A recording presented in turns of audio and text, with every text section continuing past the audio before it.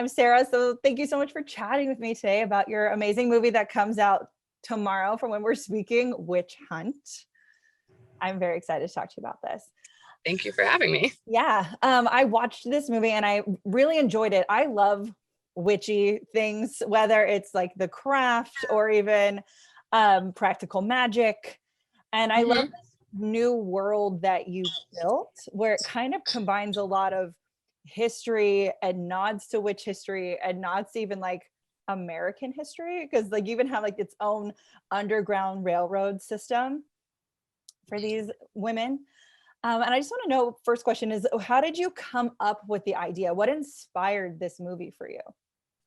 Well, I've always wanted to make a movie about witches or witchcraft. And I started doing a lot of research into the actual history of witch persecution, going beyond just the kind of stuff I've learned like in school about the Salem witch trials.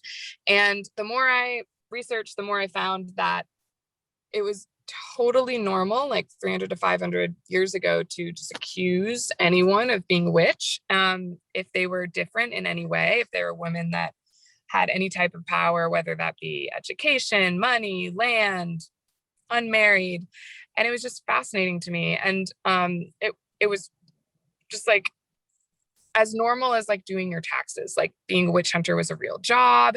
And it was just nuts. So I thought, what if I just took all of that and plopped it in modern day? What would that look like? And this is what I came up with. I think a lot of the kind of issues of our current political climate seeped into it when I was writing, and it felt like it just kind of fit. Because at the end of the day, the witches are basically just others, you know, and how do we treat others? Usually not well. And everyone at the end of the day, everyone is a human just trying to live their lives, and we should all be treated fairly and the same. And so that's just what we're all working towards, even in this movie. Others are like people who are different, right? Anyone that's not like you, and it's not necessarily scary. And it's, to me, it's very much like if you're uneducated about something, it can seem terrifying. Where with your girls and your characters you created, something that one of that they said was, how am I supposed to even control something I'm not allowed to practice? Yes. So like, yeah, it's kind of like, you know, let's go with like Elsa from Frozen. She was like told to hold it in, she can't use it. And so then the moment it comes out, it's emotion, and you get that as well. Was there anything when you were saying like witches, you can just accuse them? It's like, yeah, I turned down your advances. You know how to read. You're a witch. Hey, seriously, that was like legitimate. Like, it was just like, oh, you were out late one night? Witch. Like you're in the woods using don't want to get married? Witch. Like I would have been definitely accused of being a witch many times over already in my life. So absolutely. I'm like, me too. Was there something in all of that research you did that really stood out to you that you didn't know already? Just the sheer number of women that died from witchcraft accusations, like hundreds of thousands of women in Europe, and Russia and Asia. It was just like terrifying when I got to the numbers part of it. And, you know, probably a lot more that we don't even know about. Luckily, we only had a very short stint of witchcraft issues in America. And I think growing up, that's all I thought it was. But no, it goes back a lot further, and it's a very dark history. And it's just a history of just female oppression. Like it was just any women with any type of power, just nope. So, you know, now today, as women are, you know, fighting for equal rights and not getting more of their own power that's not tied to their relation to men, you kind of see witchcraft popping up again as a form of empowerment, which is really exciting because it is the only type of power that women have had in the past that isn't related to their relationship to a man. So it's really great to see that the word witch is turning positive and it's not something negative. It's in my film, I tried to kind of go into that where, you know, these women have this power, and yes, could be used for bad, but it also can be used for good. It's just what they choose to do with it and how they're treated. And we have to have faith that, you know, and not be scared of it. So absolutely. Yeah. It's much more of Big. like a spiritual aspect, whether it's witchcraft into astrology, into like, people don't realize that a lot of people in power and a lot of like powerful people use astrologers and spiritualists and things. So Mhm. if you didn't know, everyone look it up. Yeah. I love, like you mentioned, like this, a lot of the social commentary bled in from what we're going through in this world. And I kind of like lean into the way we can say comic books with like X-Men was very much a political commentary on the world at the time and even now. And I love that Mhm. that's where your movie has headed. And I really like that you chose, like, there was an 11th Amendment to the Bill of Rights, because there's 10. And like, when was the last time we even updated the Constitution, right? It's been I decades. know. Yeah. So I love that you chose to do that, because to me, that means that there was something incredibly like epic or scary that happened in our world. Did you, like, what was that moment for you to create that and making our Constitution happen and make this persecution happen for this film? Well, I love world building, and so when I was like building this alternative America that, oppresses witches in modern day, I kind of thought of it like, okay, if women can do magic, if magic is real, then I feel like other countries would be a little more accepting of it, because the other countries have been around for a while, and maybe that's, America is a young nation, and so in terms of like women having power, if they were writing their laws at a time when women had this ability to do something that men couldn't, I think they would try to oppress them. So I think it would be written into our actual Bill of Rights that witchcraft is bad. Mhm. Because since we are such a young nation, it's like we got to kind of choose and modernize ourselves. And I think that America would have put that right in there. It's like, oh, you can do this, just Right. Yeah. So I don't know, you like can when I vote, world but you build, I can't kind use of really get witchcraft. into it. Yeah. So That's cool.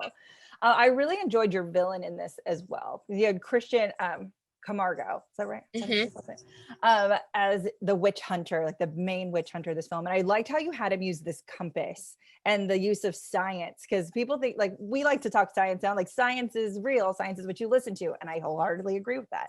But you can also use science for bad things. And yeah. this like fine line he walks, I really enjoy. How did you come up with that, and the compass and the science behind all of that? Well, I looked at the magic as like kind of chaos and power and fluidity. Mhm. And so the opposite of that to me was control and logic and science. So I thought that, the people that would be against magic would be the total opposite. So um, I I thought that having like, because even today, like we try to base everything in science. Anything that we're afraid of, we kind of combat with science. So it made sense that they would try to combat magic with logic and science. So using like a barometer to measure the change in air pressure when magic happens. And like, you can't like kind of argue that, like, that's a fact. Like when magic Right. happens in this world, it displaces the air and the pressure goes down. So that to me felt like something that would the witch hunters and people who are against magic could like latch onto, because there's really no wiggle room there. Like it moves the air, and so Yeah. then it can kind of all grow from there. Because the witch hunters believe that they're doing good, like they see themselves as the heroes. I think a good villain believes that they're doing good, not bad. Yeah. I think Hawthorne's character doesn't think he's the bad guy. He's the hero of this story. He's hunting magic because magic is bad. He's using science. Science is proven. It's logical, and it's something that we can control, and it's very predictable. Because from his point of view, like, one crazy witch can like blow up a whole building. So, but that's also a very like oppressive way of thinking. So it's kind of like, this gray area, and that was really fun to explore in that character. He was very cool. I found him very scary, and that I think real things are scarier than fake things. So like, Yeah. watching, I was like, oh yeah, this feels very real. It's kind of like watching Handmaid's Tale. It feels very real. Yes, that was a big influence for me, The Handmaid's Tale.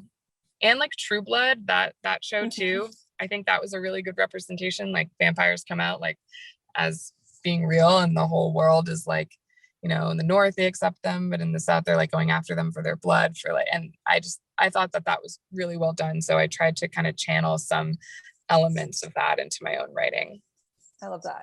And then I like that you took also a very older millennial Gen Xy movie with Thelma and Louise and tied it into this like younger person film.